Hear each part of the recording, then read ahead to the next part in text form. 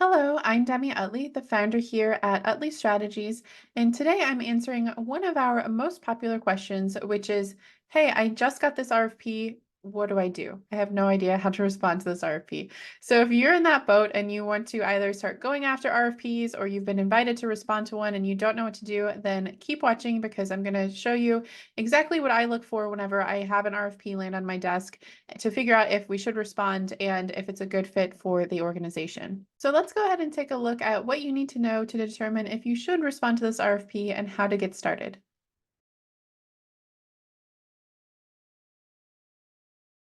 The very first step to responding to RFPs, of course, is to actually go through and read that document.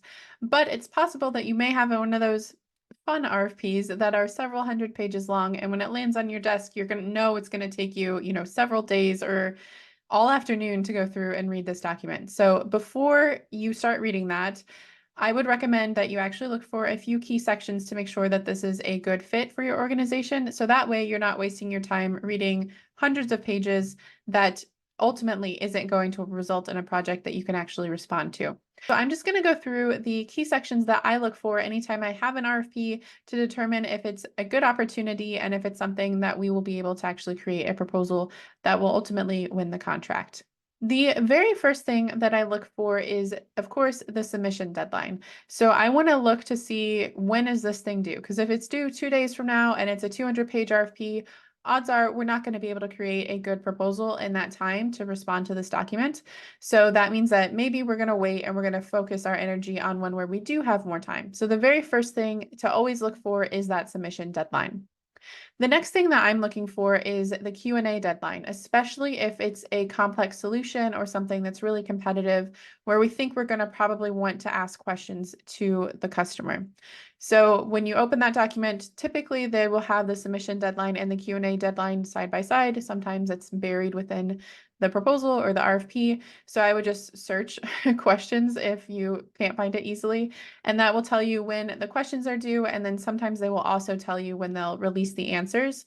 So if you see that that question deadline has already passed and you think that this is going to be a more complicated solution where you are going to want to ask questions, then it might be hard to create a proposal without the opportunity to ask questions. So that's something that would maybe make me say, okay, this one's also not a good fit. We're not going to be able to respond because we just won't be able to get all the information that we need.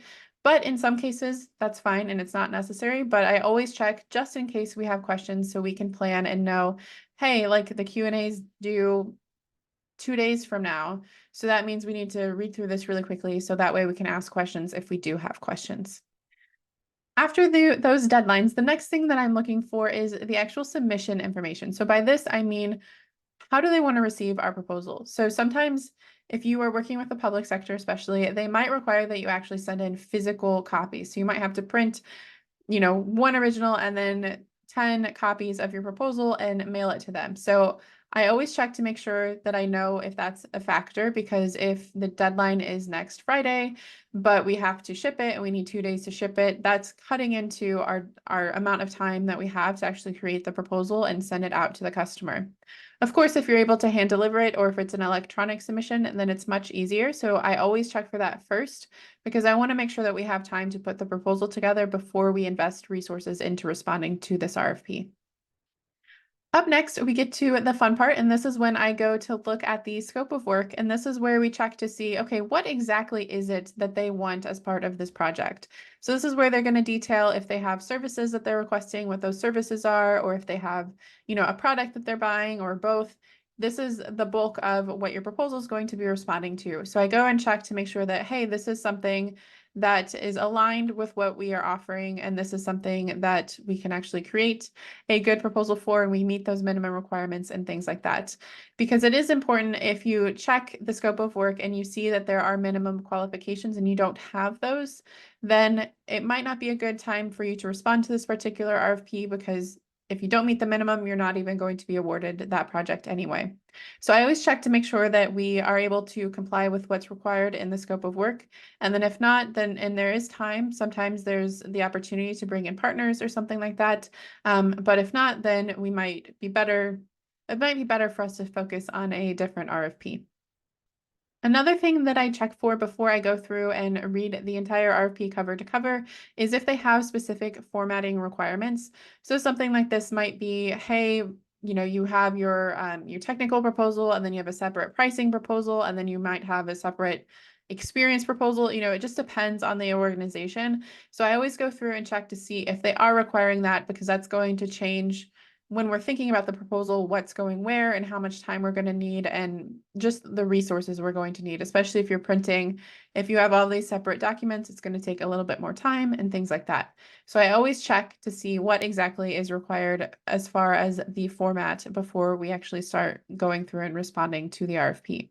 The last main thing that I check before I read that entire document is the contract section. So this is, of course, the legal section, and it's very important because at the end of the day, you're responding to this RFP to hopefully get a contract and sign with the customer and work with them. So you want to make sure that you can comply with the legal requirements, and if not, you have the time and opportunity to submit exceptions, which is where Q&A becomes important, because you might ask a question around that. So if there is a contract, make sure you work with an attorney or your legal team to go through and actually review that contract and get that over to them as quickly as possible. This can also be affected by the timeline depending on your team's workload and things like that. So that's why I always check for this in the very beginning to make sure that, hey, we can actually comply with all these legal requirements. And if we can't, then there's not a point in putting the proposal together if they won't negotiate with us. So you have to think about the legal side of those things as well. So those are all of the main sections that I go through and take a look for even before I read the RFP. I wanted to point those out to you because it can save you a lot of time before you actually go through and, read 200 pages or whatever the RFP looks like. To me, this is a really important part of the RFP process because it's helping you to make sure you're putting your resources behind the best possible opportunities for your organization and not wasting time on an RFP that you might not even be qualified for at the end of the day.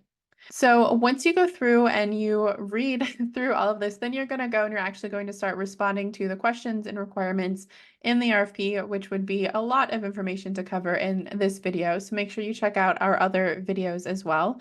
The other thing to remember once you start responding to RFPs is that sending in your proposal is not the last step. A lot of times organizations are going to ask you to come in for a presentation. They might ask you to do a best and final offer, or maybe even negotiate the contract. So just be prepared that this is just a one step in a fairly long process. And at the end of the day, you'll get a new contract, hopefully. So it's definitely worth it. Okay, so that's a very quick overview of what I do whenever I have an RFP land on my desk and I'm not sure if we should respond or where to get started. So if you'd like a little bit more of a detailed step-by-step process for RFPs, make sure you check out our RFPs 101 course, which is linked to below this video. This is an introduction to the world of RFPs and everything that you need to know to start responding, to start planning and preparing for and actually managing those RFP responses so you can create a compliant and compelling proposal for the customer and ultimately win more contracts. So I've linked to that below this video, but in the meantime, feel free to subscribe and continue watching as I'll be sharing more proposal content on this channel as well. And I will see you in the next video.